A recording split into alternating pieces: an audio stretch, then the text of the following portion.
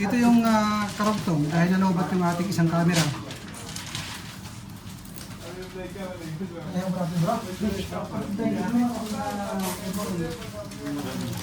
Ito yung aking sinasabi. White triangle. Ito yun. Right, hugis triangle yan.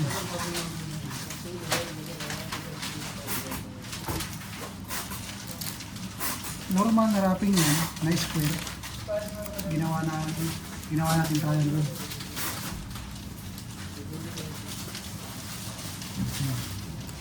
Lagay tayo dito ng scotch tape sa kalahati para may kapitan.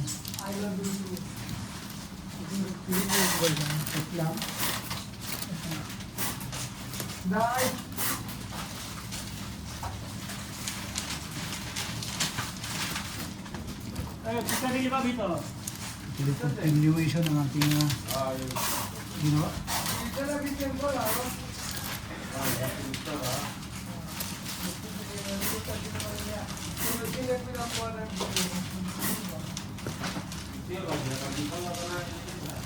Kung ilang minuto yung kanina, yung naunang video,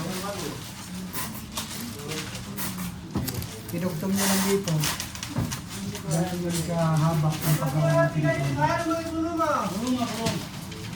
Bluma, ha?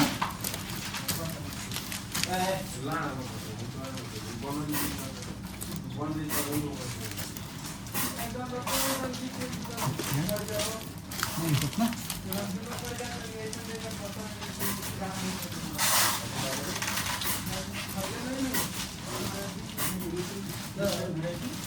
Hanapin ang harap. Kailangan maganda yung harap. Maganda yung harap dito. Dito ako mag-umpisa dahil dito rin ako matatapos. Yun ang pinakaharap. Wala ko ng triangle na hindi, square pala ito. Ito yung wrapping. Ginawa na triangle. Pagka natin. Ito yung pangalawa. Pangalawang layer.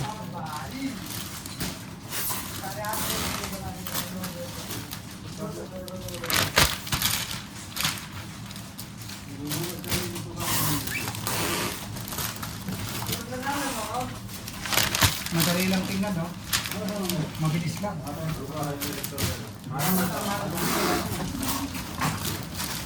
Pero yung aking nararamdaman, masakit yung aking likod.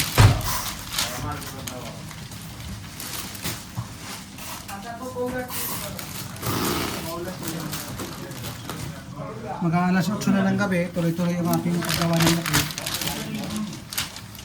Pumasok ako ng 11. 11 in the morning. Lalabas ng alas 9. Alas 9 ng gabi.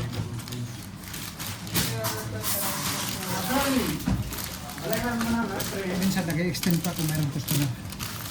Yung harap, hanapin. Yung harap. Unahin muna natin dito sa hapon. Lagyan natin ng cover para malinis.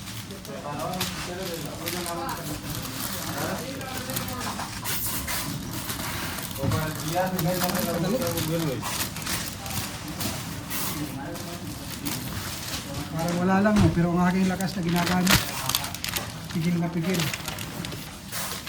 Bawat hatak, bawat pagbuhat, kailangan gentle para hindi masira ang bulaklak. Ayan. Yan yung harap dyan. Pangatlong layer, pangatlong na layer. Pero ito yung pinakadulo. Ito yung pinakapaa.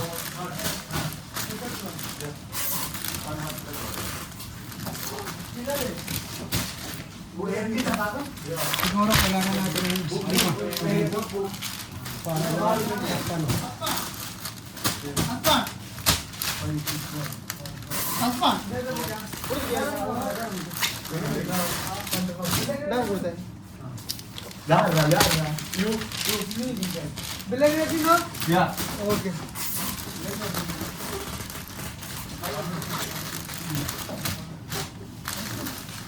ito yung harap.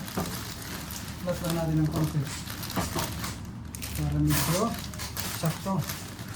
Ngayon, ito yung dalawang, para makapal, dalawa na yung gagamitin ko. Yung bawat dulo, tutupiin ko yan para malinis ko yan. Bawat dulo, ang kabilaan, left and right, kumbaga sa English. Okay, ganyan o.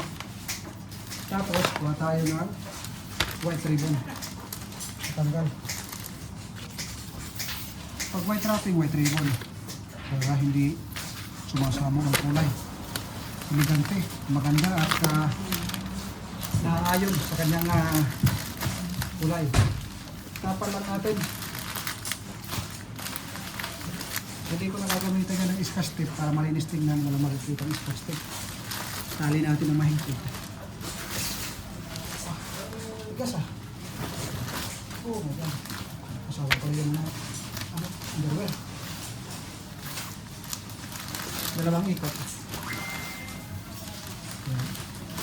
Ayusin. Ito na yung final. Kailangan kapit na kapit para hindi mag-loose.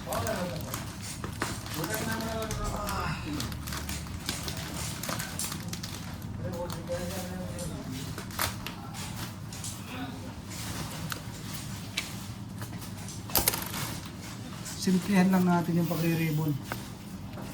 Ganun lang. Pag ako kasi mag-ribbon, may mahaba, may maikli. Mas mainam kasi na ganyan ang ating ribbon. Bakit? Pag tinira yan, pagdating sa picture, pag may mahaba, may maikli, magandang tingnan. Meron naglulus. Pero tamang pag-lus para maganda yung resulta. Yan. Kapag natin dito, itali. Ano lang. Simple lang. Oops. Kailangan mahigpit. Ayan yung finished product. 3 second. Nakikita nyo na yung resulta. Alright. Ito na. Yung hinihintay.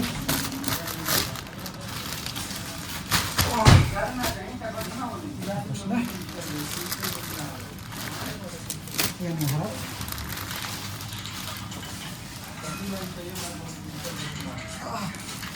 Grabe. Ayan, laki. Ayos. Ito muna yung camera. Yan. Ganda oh. Quality ang mga bulaklak. So paano? Paalam muna sa inyong lahat.